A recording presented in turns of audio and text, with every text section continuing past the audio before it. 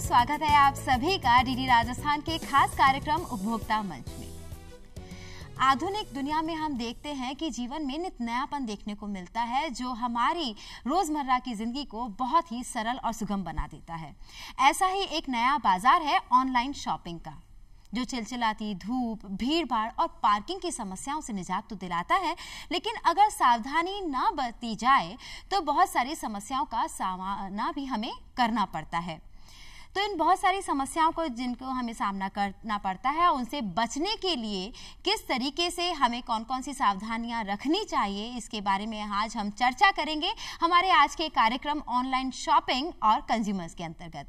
हमारे आज के मेहमान स्टूडियो में हमारे साथ में हैं श्री अतुल कुमार चटर्जी जी, जो कि एक वरिष्ठतम न्यायिक सदस्य हैं और कार्यवाहक अध्यक्ष हैं राज्य आयोग उपभोक्ता संरक्षण राजस्थान जयपुर के। हमारे साथ में जुड़े हैं श्री देवन मोहन माथुर जी, जो कि एक सीनियर एडवोकेट हैं कंज्यूमर कोर्ट में। सर, आपका इस कार्यक्रम में बहुत बहुत स्वागत है। जैसा कि अभी हम बात कर रहे हैं ऑनलाइन शॉपिंग की, तो सबसे पहला सवाल ये आता है कि कंज्यूमर कौन है? कोई भी वस्तु या कोई सेवा प्रतिफल के बदले क्रय करता है या उपलब्ध करता है, मतलब उपलब्ध करता है, सेवा प्रदाता से स्वयं को उपलब्ध करता है, उसे कंज्यूमर कहते हैं। और इलेक्ट्रॉनिक माध्यम से ऑनलाइन करने वाला वो व्यक्ति है जो कि ऑनलाइन माध्यम से या डिजिटल माध्यम से इलेक्ट्रॉनिक मीडिया के थ्रू ये सब सेवाएं या विक्रय वस्तु प्राप्त करता है। तो बेसिकली हम देखें तो यही है कि जो भी चीज खरीदने वाला है वो कंज्यूमर है, चाहे वो ऑनलाइन खरीद रहा है या बाजार में जाके व्यक्तिगत तौर पर खरीद रहा है। और आपसे अगर मैं विशेष जानना चाहूं कि आयोगों में एक अलग अलग कैटेगरी होती है, क्षेत्राधिकार होता है, आर्थिक क्षेत्राधिकार, तो उसका क्या? इस उपभोक्ता संरक्षण अधिनियम 1986 एवं अब जो नया आया है 2019, उसके तहत त्रिस्तरीय व्यवस्था है। जिला स्तर पर जिला उपभोक्ता आयोग है, राज्य स्तर पर राज्य उपभोक्ता आयोग है और केंद्र स्तर पर राष्ट्रीय उपभोक्ता आयोग है। तीनों का आर्थिक क्षेत्राधिकार निर्धारित है। 50 लाख तक की कीमत की वस्तु या सेवा के संबंध में उपभोक्ता विवाद जिला स्तर पर जिला उपभोक्ता आयोग के समक्ष प्रस्तुत किए जाते हैं। 50 लाख से लेकर 2 करोड़ तक वो राज्य उपभोक्ता आयोग के समक्ष आते हैं और 2 करोड़ से लेके उससे जितनी भी कीमत है, चाहे 1 करोड़, 2 से ऊपर 3, 4, 5, 10, 100 करोड़ तक का भी कोई मसला है तो वो राष्ट्रीय उपभोक्ता आयोग के समक्ष आता है। इस तरह की व्यवस्था इस अधिनियम के अंतर्गत की हुई है। इस अधिनियम में ऑनलाइन शॉपिंग जो लोग करते हैं उनके लिए भी कोई अलग व्यवस्था है? बिल्कुल है। पहले 1986 में ई कॉमर्स के नाम से कोई अलग से इसमें कोई अध्याय या प्रावधान नहीं था, लेकिन इस नए अधिनियम 2019 में इसके लिए विशेष प्रावधान कर दिए गए। उसकी आवश्यकता इसलिए महसूस हुई कि क्योंकि दिन प्रतिदिन संचार क्रांति के तहत ये जो इलेक्ट्रॉनिक मीडिया का जो उपयोग बढ़ा है, कोई वस्तु क्रय करते हैं या कोई सेवा प्राप्त करते हैं तो उनके अधिकारों को संरक्षित करने के लिए यह प्रावधान विशेष रूप से डाला गया और इसके अंतर्गत केंद्र सरकार ने स्पेशल नियम बनाए हैं, ई कॉमर्स रेगुलेशन रूल्स, जो इस एक्ट के तहत ही बनाए गए हैं। सर, आप सीनियर एडवोकेट हैं कंज्यूमर कोर्ट में, काफ़ी सालों से कई केसेस आपके सामने आ रहे होंगे। एक सवाल सभी के जहन में आता है कि पहले बाजार अलग था और आज बाजार अलग हो गया है, घर पे हमारे हाथ में ही बाजार उपलब्ध होता है। तो ऐसी कंडीशन में कोई आपको अंतर देखने को मिला? तुलनात्मक अगर हम देखें तो पहले जो केसेस आते थे वो ज़्यादा थे या अब ऑनलाइन के बाद ज़्यादा केसेस आ गए हैं? देखिए, उपभोक्ता संरक्षण कानून के बाद जब शिक्षा का विस्तार, जो भी क्रांति आई और शिक्षा बढ़ने के साथ अपने अपने अधिकारों का उपयोग किया और ऑनलाइन से पहले भी इतना ही अधिकारों के पूर्वक लोग जागरूक हुए। गवर्नमेंट ने कैंपेन चलाया और एक अभियान के तहत सब लोगों ने इसे उपभोक्ता संरक्षण अपनाया और नए आयाम स्थापित हुए और नई नई चीज़ों का रिसर्च, कंज्यूमर के अधिकारों के बारे में बात होने लगी। और ऐसा नहीं था पहले भी कि सामान खराब होने के पर कोई प्रोटेक्शन नहीं था।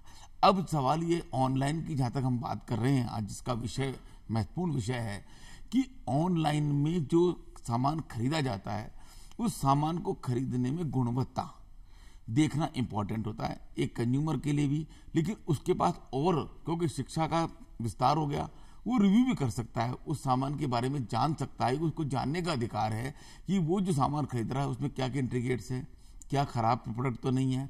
इसलिए फिर एग मार्क आया और बहुत सारी चीजें आज बाजार में हैं, लेकिन बाजार में जाने से पूर्व, खरीदने से पूर्व कंज्यूमर के पास बहुत सारी तो ऑप्शंस हैं, बहुत सारे स्टेशंस हैं।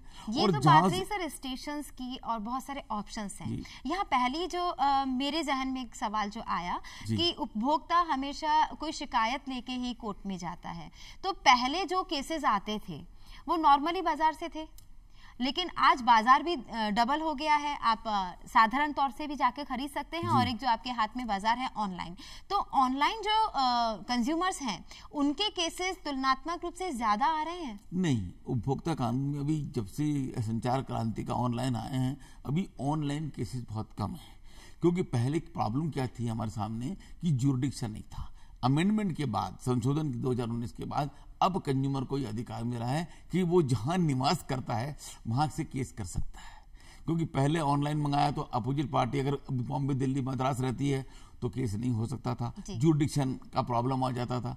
अब कंज्यूमर कोर्ट में अब उपभोक्ता को यह अधिकार दिया गया है कि वो जहां रहता है, जहां वस्तु प्राप्त करी है, वहां भी उस वस्तु विक्रेता के खिलाफ केस कर सकता है। सर, मैं आपसे जानना चाहूंगी, केसेस तो जैसे जैसे ये मार्केट बढ़ेगा और जैसे जैसे लोगों को ऑनलाइन शॉपिंग के बाद जो क्रय की गई वस्तु में या ली गई सेवा के संबंध में कोई दोष या कोई कमी नज़र आएगी या कोई अनुचित व्यवहार उनके साथ होगा, तो निश्चित रूप से वो इस अधिनियम के अंतर्गत हमारे समक्ष आएंगे। जैसे कि सामान्य रूप से पहले जो भौतिक रूप से वो खरीदते थे व्यक्तिगत रूप से जाके, उसमें आते थे, वैसे इसमें भी आएंगे।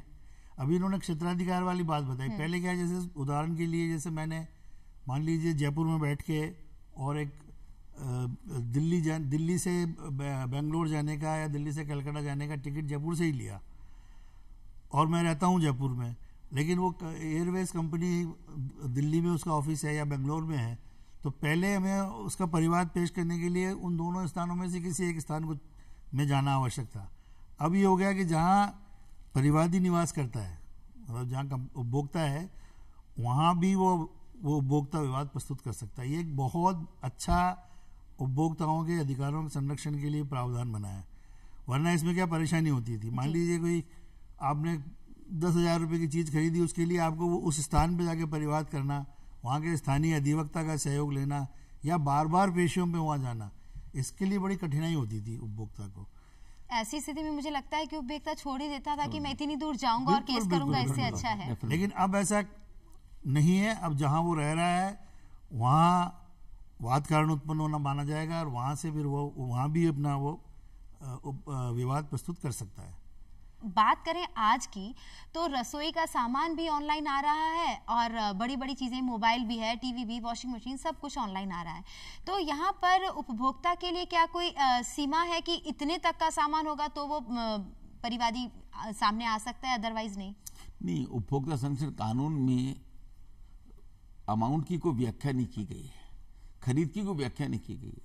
सामान मैंने चाहे 1 रुपये में खरीदा हो, चाहे 1 लाख में खरीदा, चाहे 5 लाख में खरीदा हो, सवाल ये कि अगर वो वस्तु उस गुणवत्ता की नहीं है और जितना उसने अपना जो भव्य प्रचार किया है कि इसमें ये इंट्रीगेट्स हैं, इसमें ये फीचर्स हैं, अगर वो अवेलेबल नहीं होता है तो वो कंज्यूमर कोर्ट में जाने का हकदार है, चाहे उसके आधे दाम में मिले, चाहे उसको किसी दाम में मिला हो। लेकिन वस्तु की गुणवत्ता कभी खराब नहीं होनी चाहिए। उस गुणवत्ता और जितना कंज्यूमर ने पैसा खर्च किया है, कोई ऐसा पाबंदी नहीं है कि कोई निश्चित राशि से ऊपर ही खरीद करे, ऐसा नहीं है, ऐसा नहीं है। यहाँ तो 1 रुपए से लेकर 50 लाख रुपए तक का जो आर्थिक सीमा कंज्यूमर में आयोग में जो दी गई वो सीमा तक आ सकता है। जैसे आपने देखा होगा कि किसी एक्स कंपनी में या किसी दुकान में जो थैली जो होती है, कैरी बैग जो होता है, उसके एक्स्ट्रा पैसा चार्ज कर लिया, आपने कुछ दिनों पहले ही पढ़ा होगा। जी बिल्कुल। और उस पर अपना विज्ञापन छाप दिया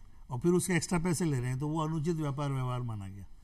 और उसमें फिर उपभोक्ता संरक्षण आयोग जो भी जिला आयोग का उसमें अधिकार बनता है, क्षेत्राधिकारिता बनती है, और उसमें ऐसे मामले भी आ सकते हैं, चाहे वो 5 रुपये लिए चाहे 2 रुपये। तो ऐसी कोई पाबंदी नहीं है कि मिनिमम इतना अमाउंट होगा तभी कोई परिवार ला सकता है। बिल के अभाव में कंज्यूमर किस तरह से अपने उसका समाधान ले सकते हैं? देखिए, उपभोक्ता संरक्षण कानून में बिल जो अगर आपके पास ऑनलाइन आया है, अगर आपको लगता है कि उड़ने वाला, उसकी एक फोटो सेट करा के कंज्यूमर को अपने पास रखना चाहिए। और जो उसने ऑनलाइन पेमेंट किया है वो भी उस बात का एविडेंट है कि उसने उस चीज को खरीदा।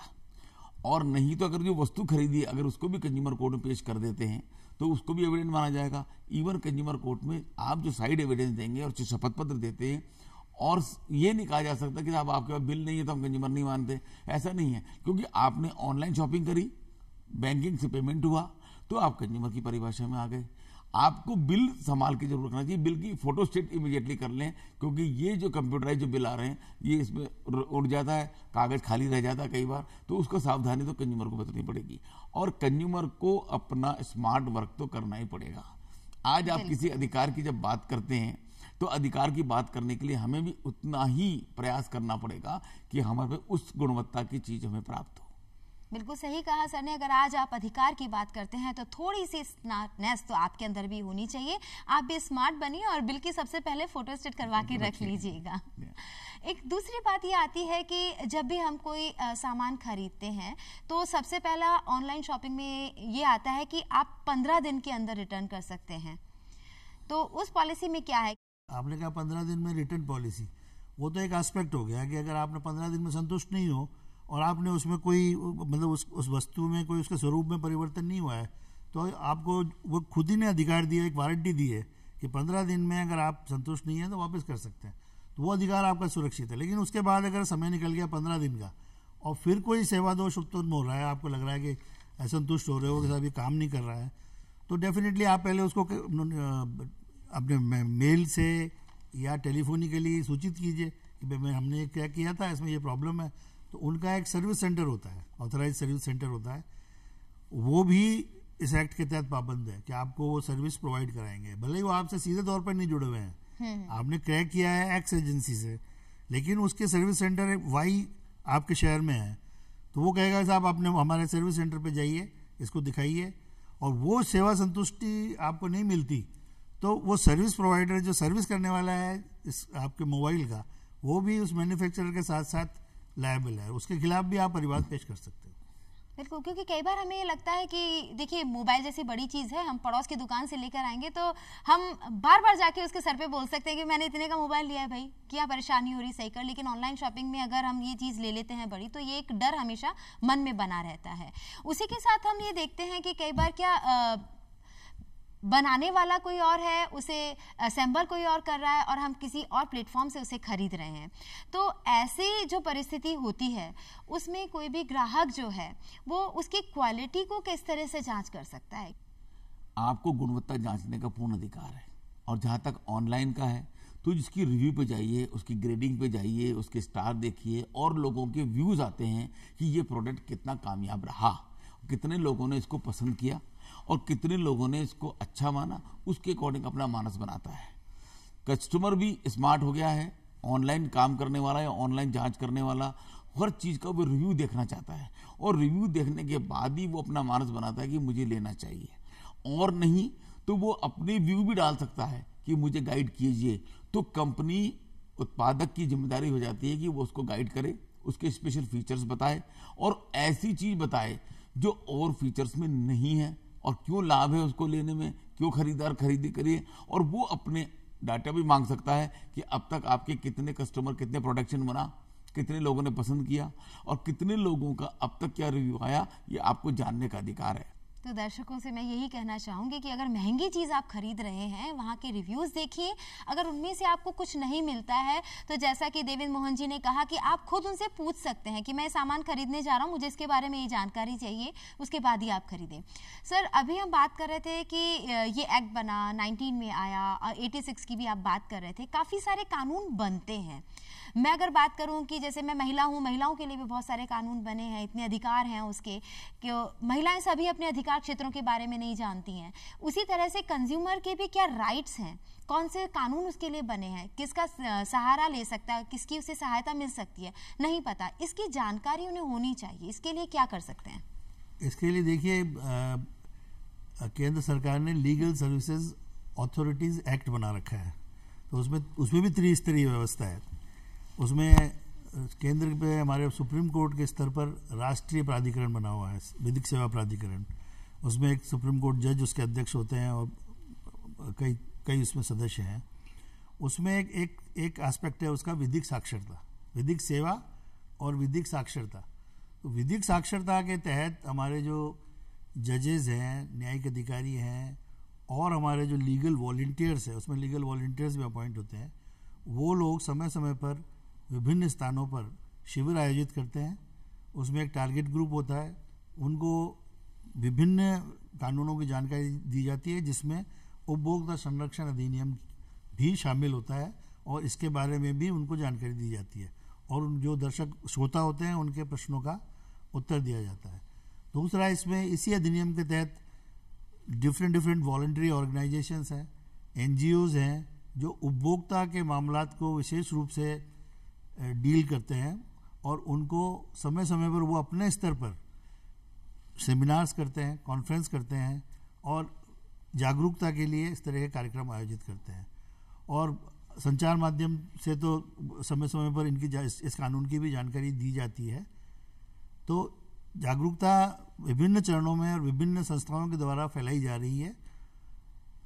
तो इसलिए धीरे धीरे सभी में इसके बारे में जानकारी मिल रही है। और दूसरा यह है कि जब हम लोग कोई निर्णय पारित करते हैं तो उसका हम समुचित रूप से प्रचार प्रसार करते हैं, जिससे कि लोगों को जानकारी मिले कि किस प्रकार के अधिकार उपभोक्ताओं को प्राप्त हैं। उससे जागरूकता उत्पन्न होती है, लोग आगे प्रेरित होते हैं उपभोक्ता विवाद प्रस्तुत करने के लिए। तो जो उपभोक्ता संरक्षण नियम के बारे में सर ने बताया कि कई शिविर लगाए जाते हैं, सेमिनार्स, कॉन्फ्रेंसेस होती हैं, तो इसका कितना फायदा आपको लगता है कि लोग ले रहे हैं? जो फायदा मिलना चाहिए, अभी ग्रामीण क्षेत्र में इतना अवेयरनेस नहीं बढ़ी है, लेकिन इलेक्ट्रॉनिक माध्यम से, शिक्षा के प्रचार से और गवर्नमेंट की नीतियों से आम आदमी को ये जानकारी हो गई कि मुझे उपभोक्ता संरक्षण कानून में जाना है। आज की तारीख में बाजार में धमकी भी इंप्रेसिव हो गई है। आज अगर कोई कहता है दुकानदार से, अगर तूने सामान खराब दिया है ये मेरे को वापस दे, तो आज की तारीख में दुकानदार वापस रख लेता है। तो उपभोक्ता संरक्षण कानून का व्यापक प्रचार प्रसार हो गया। अब सवाल ये कि जनसंख्या के मुकाबले में अभी इम्प्लीमेंटेशन कम है। जो जागरूक है या अपने अधिकारों के लिए थोड़ा बहुत जानता है, वो अधिकारों के लिए जरूर प्रयोग कर रहा है। और जो नंबर ऑफ केसेस बढ़ते हुए देख रहे हैं हमारे यहाँ, वो इस बात का प्रतीक है कि लोग आने लगे हैं, अपने अधिकारों के प्रति जागरूक हैं। और खासतौर से सेवाओं में जब सेवाएं खराब मिली, एकाधिकार युक्त सेवाएं जितनी भी हैं, तो उसके लिए आने लगे। और सवाल 5 पैसे का नहीं है, सवाल 2 पैसे का नहीं है, सवाल ये देखा जाता है आजकल कि उसने कितने हजार करोड़ पैकेट बनाए, कितने करोड़ रुपए की अनफेयर ट्रेड प्रैक्टिस की। उससे आम आदमी प्रेरित होकर आता है। और सबसे बड़ी बात है उपभोक्ता संरक्षण कानून में कि कंज्यूमर अगर शिकायत लेके आया है, जेन्युइन उसकी शिकायत है, तो कंज्यूमर कोर्ट उसे मुआवजा भी देती है। क्षतिपूर्ति का जो अधिकार है वो कंज्यूमर कोर्ट में ही है। बाकी कोर्टों में, बाकी एक्ट में क्या होता था कि सामने वाले को कुछ भी हो सकता था, पेनल्टी लग सकती थी, जेल हो जाती थी, उस शिकायतकर्ता को कुछ नहीं मिलता था। लेकिन कंज्यूमर प्रोटेक्शन लॉ में इस बात की गारंटी है कि अगर सेवा दोष साबित किया, प्रोडक्ट खराब निकला, मेंटल अगोनी हुई, आपको उसकी मुआवजे की गारंटी कंज्यूमर कोर्ट देता है, जिसे कहते हैं हम सिटीजनशिप राइट। और यही सिविल राइट है बेसिकली कि जब आपके अधिकारों का हनन होगा, आप कंज्यूमर हैं। और सबसे बड़ी बात कि कोई भी कानून, अन्य कानून बहुत सारे हैं कंज्यूमर के प्रोटेक्शन के लिए, लेकिन अगर मैंने साबित कर दिया कि नहीं मैं कंज्यूमर हूं, तो मेरे को कंज्यूमर कोर्ट में आने से कोई रोक नहीं सकता। तो डेरोगेशन ऑफ एनी लॉ, सारे लॉ और होंगे, लेकिन मुझे कंज्यूमर कोर्ट में आने से कोई नहीं रोक सकता। ये सबसे बड़ी एक्ट की खूबी है। मतलब सीधा सा है, जागरूक रहिए, कानून आपके साथ में है। डेफिनेटली। देखिए, अगर हम भारत की जनता की बात करें तो एक मिडिल क्लास जनता है जो अपने कल को संवारने के लिए बहुत ज़्यादा जूझती है। अगर हम बात करें ऑनलाइन की, तो ऑनलाइन में ही आजकल काफ़ी सारी बीमा पॉलिसीज़ भी बिक रही हैं। और बीमा पॉलिसीज़ हमेशा जोखिम भरी है, क्योंकि कहते हैं ये उसके ऐड में भी आ जाता है। तो ऐसे जो बीमा पॉलिसीज़ वाले जो बाजार हैं, ऑनलाइन शॉपिंग कर रहे हैं बीमास की, उनके लिए सर आप क्या कहना चाहेंगे कि कौन से एक्ट उनके लिए? ऑनलाइन बीमा कराते समय आपको बहुत ज़्यादा सावधानी की जरूरत है, क्योंकि आज की तारीख में जो डिजिटल साइन जा रहे हैं, वो डिजिटल साइन बहुत खतरनाक है।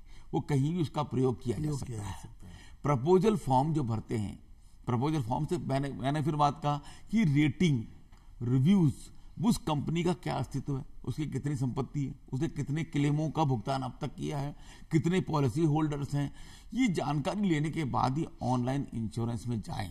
क्योंकि इंश्योरेंस पॉलिसी कहती है कि ये आग्रह की विषय वस्तु तो है, लेकिन जोखिम की गारंटी नहीं है कि हम जोखिम का क्लेम देंगे कि नहीं देंगे, क्योंकि आपको इतने एक्सक्लूजन क्लॉज दिखा दिए जाएंगे at the time of claim. इसके अलावा आप बता नहीं भी पाएंगे। एक प्रोडक्ट है, बीमा ही सर्विस है। जैसे सामान्य कोई वस्तु आप क्रय करते हैं तो बीमा पॉलिसी भी एक प्रोडक्ट है। उस प्रोडक्ट की विश्वसनीयता के बारे में जैसे पहले कहा माथुर साहब ने कि आपको अपने विवेक का इस्तेमाल करते हुए अपना रिसर्च वर्क करके उसका रिव्यू देखिए, उस बीमा कंपनी की विश्वसनीयता, उसके प्रोडक्ट्स की जो है ना एक विश्वसनीयता, साख, उसके बारे में आपको इस इलेक्ट्रॉनिक मीडिया से ही पता करना पड़ेगा, उसके रिव्यूज क्या है। क्योंकि ऐसे बहुत से लोग हैं जिन्होंने वो प्रोडक्ट लिया, वो पॉलिसी ली, लेकिन उनको बाद में जाके पता लगा कि ये तो इसमें धोखा है या हमारा पैसा डूब जाएगा। क्योंकि आजकल ज्यादातर जो बीमा पॉलिसीज है वो यूनिट लिंक्ड है।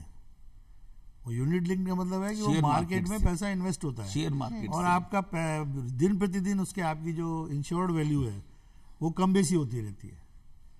तो बहुत सी बार हमारे सामने ऐसे केस आते हैं कि साहब हमने लाख लाख रुपए करके 3 बार जमा कराए और इन्होंने कहा साहब हम आपको इतने लाख रुपए देंगे, पर उसमें क्या है कि हिडन कंडीशंस बहुत होती हैं, छिपी हुई शर्तें बहुत होती हैं, जिनका कि ज्ञान सामान्यतः आम आदमी को जो बीमा प्रतिनिधि होता है वो इसलिए नहीं देना चाहता कि अगर मैं सारी बातें बता दूंगा तो ये शायद मेरा ये प्रोडक्ट बिकेगा ही नहीं। तो वो उस समय तो सिर्फ ये है कि किसी भी तरीके से इनसे प्रीमियम का एक चेक मिल जाए और ये हमारे पास हमारा वो बन जाए कमीशन, और जिससे एक व्यापार मिल जाए। इसलिए क्या है कि आपको सब चीज़ों को पहले से ही जानकारी करके, और जब आपको खुद अपने संतुष्ट हो जाओ कि हाँ भाई ये लेने से फायदा होगा, तो बजाय इसके कि बाद में अपने को ठगा हुआ महसूस करें, पहले थोड़ी मेहनत कर लें। IRDA ने एक ऑर्डर निकाल रखा है कंज्यूमर के हित में, ऑनलाइन में भी, कि 15 दिन के अंदर अगर आपको पॉलिसी प्रोडक्ट ले भी लिया मैंने, तो 15 दिन में मैं उसको वापसी कर सकता हूँ। तो मेरा ना तो कोई जो मैंने पहला प्रीमियम दिया वो ना तो कटेगा, वो फ्री लुक पीरियड होता है, हर पॉलिसी फ्री में लुक पीरियड एक क्लॉज होता कि है। आपको कंडीशन पड़ा, आपको लगा कि हिडन कंडीशंस आ गई इसमें, या मेरे लिए ये वाइबल नहीं है, या मेरे लिए ये पॉलिसी सूटेबल नहीं है, तो 15 दिन में वो उसको वापस इमीडिएटली कर देंगे। तो वो इसको IRDA भी मॉनिटरिंग कर रहा है, और IRDA के रूल्स रेगुलेशन भी ये कहते हैं भी कंज्यूमर का प्रोटेक्शन होना चाहिए। क्योंकि कुछ क्लॉज ऐसे हैं जो राइडर्स लगा देते हैं कि 4 ईयर तो इसका क्लेम नहीं मिलेगा, 4 साल तो इसका क्लेम नहीं मिलेगा।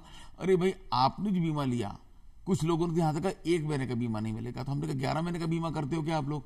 क्योंकि आपने ऐसी कंडीशन लगाई जो कई बार वेग भी होती है, अनफेयर ट्रेड प्रैक्टिस भी होती है, और कंज्यूमर को पता नहीं होता। लेकिन कंज्यूमर के बाद जब पॉलिसी आती है तो पॉलिसी में सारी कंडीशंस लिखी होती है, उसको ध्यान से कंज्यूमर पढ़े और उसके बाद अपना फैसला ले, नहीं तो उसको वापस कर दे। ये सबसे बड़ा फायदा। सीधी सी बात ये है कि अगर बीमा आपको लेना है तो पहले उसकी पूरी जानकारी लें, क्योंकि ऑनलाइन मार्केटिंग बहुत सारी चीजों की हो रही है। हम जब सामान के बारे में रिव्यूज लेते हैं, सर ने कहा कि आप कोई भी सामान खरीद रहे हैं, ब्ला ब्ला कंपनी का है, तो उसके रिव्यूज लें। और मुझे लगता है कि अगर आप बीमा ले रहे हैं तो डायरेक्टली लें तो ज्यादा अच्छा है।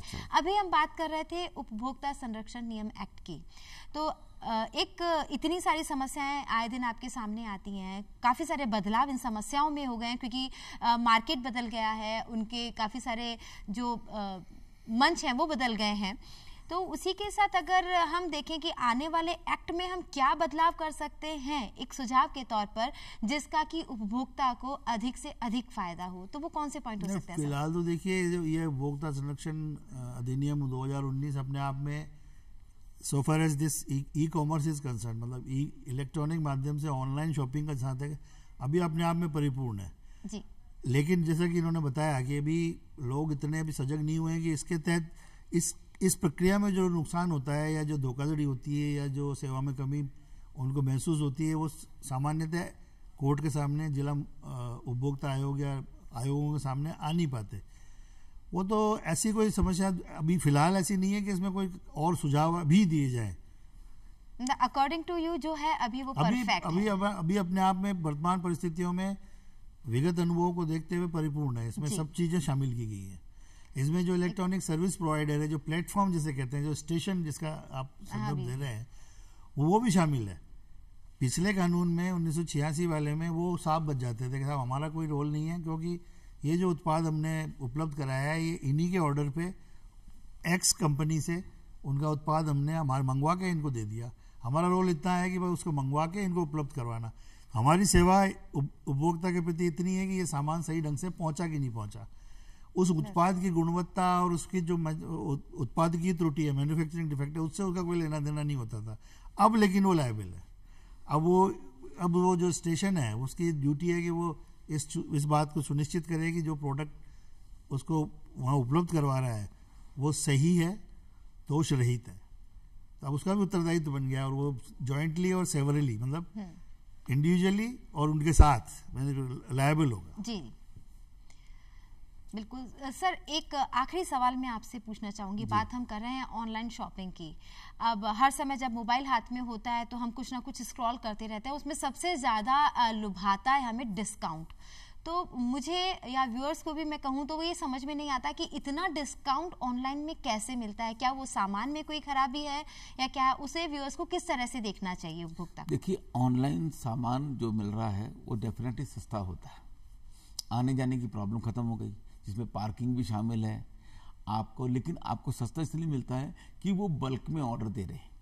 दूसरा, प्रोडक्ट में क्या है कि प्रोडक्ट हो सकता है कि उस प्रोडक्ट को एक साथ खरीदने में उनके बिचौलिए जितने थे वो कम हो गए, तो ग्राहक को सीधा सामान उत्पाद से, मेन स्टेशन से और उत्पाद से सीधे कस्टमर को मिल रहा है, इसलिए वो सामान सस्ता हो जाता है। और आप भी इसलिए खुश होते हैं कि वो सामान घर बैठे पहुंच रहा है। लेकिन उससे पहले मैं बार बार एक ही बात कहता हूं, रिव्यू कीजिए, सामान को सस्ते के चक्कर में मत देखिए, और आने के बाद भी ये सावधानी बरतिए कि वास्तव में वो सामान आया या नहीं आया। उसको तुरंत, अगर आपको लगता है कि सामान में धोखाधड़ी हो गई, सामान उस क्वालिटी का नहीं है, तो तुरंत शिकायत करके उस सामान को वापस रीपैक करके वापस दें। क्योंकि बिजनेस पॉलिसी भी ये कहती है उनकी कि अगर जब तक कस्टमर 15 दिन में संतुष्ट नहीं होगा, उस उत्पाद करने वाले कंपनी को भुगतान भी नहीं होता है। और इसलिए कंज्यूमर का 15 दिन तक इंतजार किया जाता है कि हो सकता है कि वो वापस भेज दे। तो कुछ अच्छी कंपनियां उस उत्पाद का 15 दिन तक इंतजार करती है, उसके बाद ही जिसने उसको बनाया है, उस प्रोडक्ट को बनाया है, उसको 15 दिन के बाद भुगतान करती है। सीधी सी बात यह है कि उपभोक्ताओं को जागरूक रहना जरूरी है। चाहे वो सामान कहीं से भी खरीद रहे हैं, ऑनलाइन शॉपिंग भी आप कर रहे हैं, तो ज्यादा डरने की जरूरत नहीं है। अगर आप जागरूक हैं, रिव्यू देख रहे हैं, क्या आप कंपनी है, कहां से ले रहे हैं और किस तरह की क्या गारंटी पीरियड्स हैं, हमें समझ नहीं आ रहा है, 15 दिन में हमें वापस करना है, तो मुझे लगता है कि ये जागरूकता अगर आपके अंदर है तो आप कहीं पे भी धोखा नहीं खा सकते हैं। और कंज्यूमर कोर्ट तो आपके साथ में हमेशा है ही। और जैसा आपने बताया कि इसके बारे में जानकारी भी देते रहते हैं, आप शिविर में देते हैं, आप ऑनलाइन प्लेटफॉर्म पर भी आकर देते हैं, तो मुझे लगता है कि व्यूअर्स को इसे भी टाइम टू टाइम देखते रहना चाहिए, क्योंकि अखबारों में, पत्रिकाओं में और गूगल पे कई जानकारियां इस तरीके से फ्लोट होती हैं, उनके बारे में आप जानें, सजग रहें। मैं एक बात ये कहना चाहूँगा इसी कार्यक्रम के माध्यम से कि ऑनलाइन शॉपिंग करने वाला उपभोक्ता स्वयं को असहाय ना समझे। ये ना समझे कि हमने ऑनलाइन किया है तो हमारे कोई अधिकार उपलब्ध नहीं है या हमें कोई उपचार प्राप्त नहीं है। उसको वो सारे अधिकार प्राप्त हैं जो कि वो व्यक्तिगत तौर पर दुकान पर जाकर कोई सामान खरीदता है या कोई सेवा प्रतिफल के बदले प्राप्त करता है। उसमें जो उसको सेवा में कमी या अनुचित व्यवहार अनुभव होता है, और उसके लिए जो उपचार इस अधिनियम के तहत उपलब्ध है, वो सारे अधिकार और उपचार ऑनलाइन शॉपिंग करने वाले व्यक्ति को भी उपलब्ध है। मैं एक इसमें और ऐड कर दूंगा, आप शिकायत करने की आदत डालें। क्या होता है कि जनरली आम कंज्यूमर जो चीज़ खराब आ गया, प्रोडक्ट खराब आ गया, चाहे ऑनलाइन आए हो चाहे बाजार से लाया हो, हम कहते हैं कि शिकायत करने की आदत डालें। जब आप शिकायत लिखित में करेंगे, ईमेल करेंगे, पत्र लिखेंगे, तो वो साइड में बतौर एविडेंस मानी जाती है। और वो सबसे बड़ा हो सकता है कि शिकायत करने वाला इस बात को मान ले कि हाँ मेरे प्रोडक्ट खराब है, तो आपका कंज्यूमर कोर्ट में भी एविडेंस बढ़िया बन गया, और हो सकता है वो बदल दे तो आपकी समस्या वहीं खत्म हो गई। लेकिन हम शिकायत करने का शॉपिंग करने वाला उपभोक्ता ऑनलाइन ही सारी प्रक्रिया अपनाएगा ना, तो भी उसके अधिकारों का संरक्षण होगा और उसके मामलों को प्रूव करने में उसको सहायता मिलेगी। यहाँ एक बहुत अच्छी बात सर ने कही कि शिकायत करने की आदत डालें। अगर आपको लगता है कि कोई खराबी है या मेरे साथ में धोखाधड़ी हुई है, मेरा सामान सही नहीं आया है, तो आप ऑनलाइन शिकायत जरूर करें, मेल के थ्रू करें, जो भी आपके पास में माध्यम है। सर आपका बहुत बहुत धन्यवाद, आप इस कार्यक्रम में आए और इतनी वैल्यूएबल इंफॉर्मेशन आपने हमारे व्यूअर्स को दी।